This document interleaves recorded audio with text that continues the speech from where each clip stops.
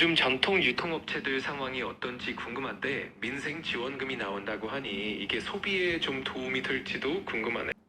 네, 계속 약간 반존대로 좀 섞어서 말하는 일단은 민생지원금이 나올 예정이다 보니까 소비에 도움이 되는 거는 저희가 확실하다 이렇게 소비에 도움이 된다 이렇게 말씀을 드리고 있고요. 2020년 5월에 처음 코로나 19 재난지원금이 나왔을 때 사용처인 곳 그리고 사용처가 아닌 곳 사실 모두 다 좋았거든요. 왜냐면 지갑 여유가 좀 생기니까 아무래도 사용처가 아니었던 곳에서도 성장이 잘 나왔던 그런 모습들이 나왔고요.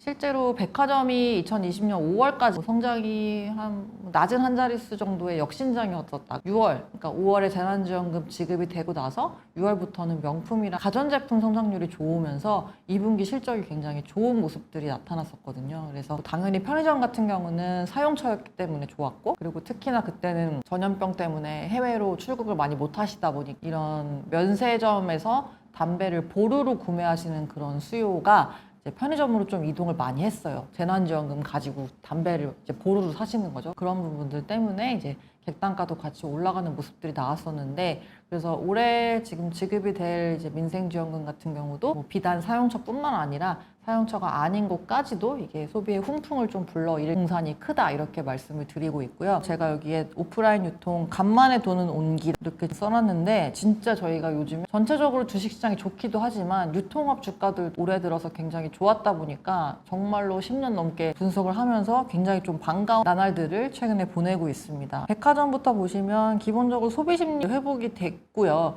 정말로 계엄령 이후에 뚝 떨어졌다가 지금은 이제 3월, 4월 들어서 지금 반등의 신호가 좀 보여지고 있는 상황이고, 마침 또 이제 유통업체들이 구조 조정을 해놨다 보니까 이거에 따라서 지금 실적 개선 효과도 좀 눈에 띄게 나타나고 있는 상황입니다. 백화점 사업 같은 경우는 저희가 지금 좋게 보고 있는 신세계 리뉴얼을 좀 많이 하고 있다 보니 2분기에도 단가상각비 부담은 조금 있을 걸로 보여지지만, 하반기로 갈수록 하반기가 또 성수기이기도 하고, 더불어서 소비 여력에 대한 완화되는 부분들이 민생지원금 통해서 나타날 것으로 전망을 하고 있다 보니까 이제 실적 자체는 상저하고의 그림으로 저희가 예상을 하고 있고요. 면세점 같은 경우가 바닥을 좀 지나고 있는 모습, 그래서 호텔신라도 보셨겠지만 저희가 커버는 안 하고 있긴 한데 어쨌든 면세점 이용 객수도 좀 개선이 되고 있는 모습, 그리고 경쟁도 과거 대비 좀 더 완화되고 있는 모습, 롯데 면세점이 따이꼬 같은 그런 매출을 안 하는 업체들도 등장을 하면서 어떻게 보면 할인율을 조금 더 업체들한테 유리하게 가져갈 수 있는 부분들이 있다 보니 가장 최악은 좀 지난 상태이고, 그리고 3분기에 또 중국이 단체 관광객분들 일시적으로 무비자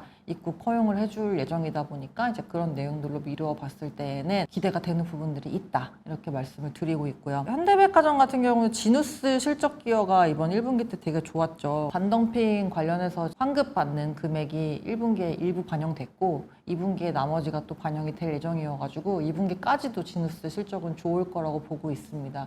다음 지금 매출 성장률을 봤을 때는 1분기가 워낙에 좋았었거든요. 거의 60% 가까이 성장을 했었는데 이게 아무래도 관세 때문에 조금 더 선구매 수요가 있지 않았나, 저희는 일부 있었을 것이다 이렇게 평가를 하고 있어서 이제 이런 것들은 좀 이어질 수 있을 것인지는 체크를 하고 넘어갈 필요는 있겠다 이렇게 말씀을 드리고 있고요. 지금 얘기를 했으니까 그냥 종목으로 말씀을 드리면 신세계 여기 나와 있습니다. 실적은 기본적으로 바닥 통과하고 있는 구간이다 이렇게 얘기를 저희가 드리고, 바닥 통과하고 있는 구간이다 이렇게 적어놨고요. 올해 지금 4월 들어서는 기존 점포 신장률이 마이너스를 기록했지만 이제 5월부터는 올라오는 그림, 6월도 마찬가지 이렇게 보고 있고, 더불어서 지금 명품 쪽도 4월에는 조금 안 좋았었던 걸로 보이지만 이제 5월부터는 회복이 되는 그림으로 추정을 하고 있습니다. 면세점은 아무래도 뭐 시내점은 상황이 괜찮고요. 왜냐하면 경쟁이 완화가 됐고 중국인 관광객분들 포함해서 여러 관광객들이 입국을 하고 있는 모습이다 보니 괜찮은데, 공항점이 좀 어렵기는 합니다. 근데 공항점 같은 경우가 1분기 T2로 아시아나가 터미널 2로 지금 이전하는 것 때문에 정상적인 영업 상태가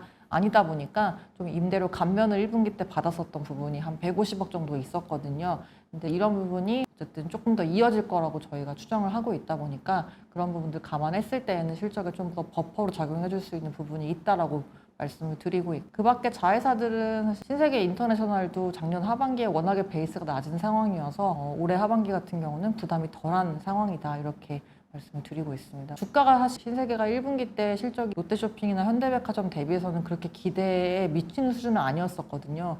근데도 불구하고 주가가 딱히 빠진 게 없고 오히려 올랐다 보니까 그만큼 기대감 그리고 수급 같은 경우도 좀 양호하게 돌아가고 있다 이렇게 말씀을 드리고 있습니다. 그 다음에 현대백화점인데 면세점은 현대백화점 공항점에 오픈할 때 그때 당시 코로나19 때다 보니까 워낙에 굉장히 좋은 조건으로 들어갔기 때문에 다른 업체들이랑 다르게 공항점을 흑자를 내고 있는 회사가 현대백화점입니다. 그래서 신해점은 당연히 좋은 상황이고 동대문점 같은 경우도 이제 영업을 종료했기 때문에 하반기부터는 적자 보는 부분들이 빠지면서 실적에 기여를 해줄 걸로 보고 있고요. 다만 이 지누스 관련해서는 조금 더 체크하고 갈 필요는 있겠다. 물론 이 지누스가 지난 4분기부터죠. 원래 체력이었던 분기별로 영업이익 한 100억에서 150억 정도 하는 체력에 대한 부분을 증명을 했지만 올해 1분기 때 이제 매출액이 64% 증가한 거는 선 구매 수요가 일부 있었을 것이다. 그렇기 때문에 이게 하반기에 어떻게 보면 미리 산 거니까요. 하반기에 어떻게 될지는 조금 체크해 볼 필요는 있다 이렇게 말씀을 드리고 있고요. 연초 대비해서 상호관세 관련한 리스크는 많이 주가에 반영이 됐고 또 그런 부분들에 대해서는 그러니까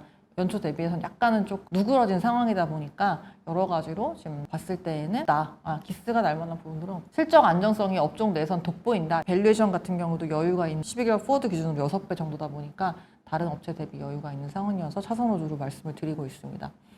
그 다음 대형마트인데 대형마트는 경쟁이 완화되는 모습이죠. 홈플러스 계속 영업 가치보다 청산 가치가 더 크게 나오면서 일단은 매각 내지 M&A 이제 하려고 방향은 잡은 상황이긴 한데요. 지금 뭐 통으로 매각 이게 가능할지는 조금 봐야 될 것 같고 왜냐면은 물망에 오르는 업체들이 몇몇 있기는 한데 대형마트 산업 자체가 앞으로 전망이 그렇게 막 밝다고 보기는 좀 어려운 상황이잖아요. 내수가 워낙에 지금 성숙된 모습이다 보니까 정말로 막 신성장 동력이 너무너무 필요한 업체들 아니고서는 분할 매각이나 뭐 이런 쪽으로 방향이 좀 잡히지 않을까 이렇게 저희는 전망을 하고 있고요. 근데 뭐가 됐든 간에 기존의 플레이어가 3개였던 게 조금 누그러지는 모습이고 입점업체들 같은 경우도 불안해서라도 아무래도 좀 납품을 중단하고 하는 모습들이 나오고 있다 보니 지금 기존의 사업을 영위하고 있었던 롯데쇼핑이나 이마트에게는 어쨌든 좀 우호적인 환경이 조성이 될 것이다 이렇게 저희가 예상을 하고 있고요. 이게 제일 이슈인 것 같아요.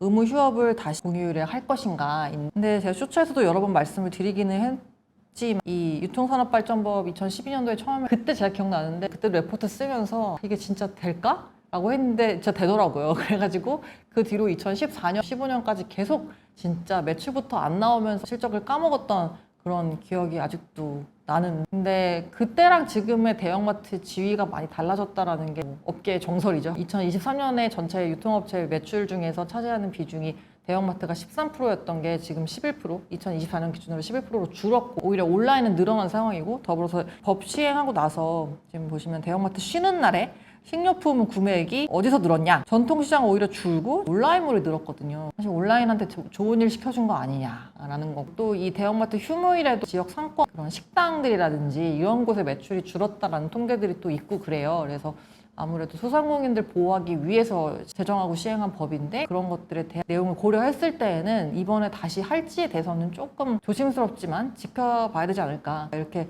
저희는 말씀을 드리고 있고요. 이 웬만한 점포들은 다 일요일에 쉬고 있거든요. 그래서 이게 막 엄청나게 과거처럼 크게 영향을 미칠 것 같지는 않다 이렇게 전망을 하고 있습니다. 2분기가 원래 이제 유통업체들 어닝이 제일 얇아요. 왜냐면 재산세, 그러니까 보유세 납부하는 이제 시즌이어가지고 점포 많이 갖고 있고 땅 많이 갖고 있다 보니까 항상 이제 영업이익이 얇게 잡히는 그런 분기인데 이마트도 그런 업체 중에 하나이고요. 그래서 보시면 별도 기준으로 봤을 때 지금 영업이익이 되게 적잖아요. 다른 분기 대비해서 이제 그런 게 여기서 차이가 난다라고 봐주시면 될 것 같고 지금 영업 환경 자체는 괜찮은 상황이고 1분기 때 할인점 보시면은 이 실질적으로 GPM, 그러니까 온라인 쪽으로 할인점 물건을 소싱시켜서 온라인에서 매출이 발생했을 때 그 매출 총이익 제외하고 봤을 때에는 지금 0.6%포인트 상승을 했거든요. 그러니까 지금 이마트가 진행하고 있는 통합 소싱 효과가 나타나고 있다라고 저희는 보고 있고 뭐 연중 내내 계속 지속될 것이라고 보고 있다 보니까 수익성 개선이 이제 이어질 전망이다. 트레이더스는 워낙에 객수 신장 좋고 차별화 상품, 좀 재미있는 쇼핑 경험 이런 것들 통해서 집객을 유지해 나가고 있는 모습입니다. 스타벅스가 약간은 원두가 올라가고 환율 높아진 부분들이 또 이번 분기에도 작용을 할 것이다라고 저희는 보고 있긴 한데 근데 이번 프리퀀시 행사가 꽤 인기가 좋은 것 같아요. 진짜로 막 당근에서도 이 스티커가 예전에 그 거래되던 시세 대비 좀 많이 올랐더라고요. 그래서 굿즈가 좀 예쁜 게 많이 나왔다 보니까 그런 부분이 일부 좀 실적의 방어 요소로 작용할 것이다라고 보고 있고요. G마켓은 빠르면 하반기부터 할 것 같은데 어쨌든 기업 결합 심사 끝나고 승인 나면은 실적 연결 실적에서 빠지고 밑으로 지분법으로 들어갈 거다 보니까 영업이익에 조금 더 숨통을 돌리게 해주는 그런 부분으로 작용을 할 것이다 이렇게 보고 있습니다. 일단 규제는 지켜볼 필요가 있겠으나 근데 관세 자유롭고 그리고 경쟁구도 완화가 되는 부분들 봤을 때에는 우호적인 영업 환경이 대체로 예상이 된다. 또 체질 개선도 시켜놓은 부분도 실적에 긍정적이다 이렇게 정리할 수 있겠습니다. 그 다음 편의점인데 편의점은 일단은 민생지원금 쓰게 되면 당연히 좋긴 할 텐데요. 근데 회사들, 그러니까 지금 업황 전체를 봤을 때는 어쨌든 점포 수가 예전 대비 줄었어요. 점포 수가 1988년에 업태가 도입된 이후로 처음으로 작년에 감소를 했거든요. 그만큼 좀 출점이 소화가 되어 가고 있는 모습이고 결국에 P 곱하기 Q로 봤을 때 이 Q는 목에 찬 상황이다 보니까 P를 올려야 되는데 이 P라 함은 아무래도 객단가이죠. 그런데 이게 올라가려면 결국에는 뭐 매장의 면적이 더 커지거나 아니면은 이제 담배보다는 뭔가 좀 고관여 상품들 위주로 가야 되고 뭐 식품이나 이런 것들의 비중이 올라와야지 가능한 부분입니다. 여전히 일본 대비 우리나라 편의점 점포당 매출액이 좀 낮은 상황이거든요. 그런 부분들 고려했을 때는 아무래도 편의점이 좀 외부 변수에 많이 실적이 왔다 갔다 할 수 있는 그런 체력으로 좀 변모하지 않았나 이렇게 보고 있고요. 그 말인즉슨 지금같이 날씨라든지 뭐 비가 많이 오고 재난지원금을 주면 뭐 올라가고 뭔가 체질 개선으로 이루어지는 것보다는 약간은 외부에서 나오는 요소들에 따라서 좀 실적이 움직일 변동성이 좀 크다. 이렇게 저희는 평가를 하고 있어요. 그렇다 보니까 객단가 높이려고 하는 게 막 최근에 건기식도 편의점 팔고 막 기사 제목이 막 이런 것도 편의점에서 팔아? 막 이렇게 나오는 화장품 뭐 이런 것들 하고 있는데 근데 사실 이게 다이소가 최근에 제일 잘하고 또 제일 많이 밀고 있는 카테고리여서 그런 부분들 감안했을 때에는 이게 막 실적을 들어 올릴 만한 그런 부분으로 작용을 할 것이다라고는 저희는 보고 있지는 않고요. 거기다가 이 히트 제품 생애 주기가 옛날에는 뭐 두바이 초콜릿 같은 게 하나 나오면 평균적으로 한 22개월 정도는 히트를 했다. 라이프 사이클 자체가 그랬었는데 근데 이게 최근엔 4개월로 축소가 됐거든요. 그러니까 뭐 몇 개월 지나면 그냥 유행이 끝나버리는 상황이 됐다 보니까 편의점이 지속적으로 신제품을 재밌는 걸 내놓고 있습니다만은 일주일에 한 50개에서 100개 나오거든요. 근데 그중에 그냥 흑옷빵 같은 거 하나 나오는 거예요. 그러니까 그런 식으로 가야 되는 것들이 굉장히 좀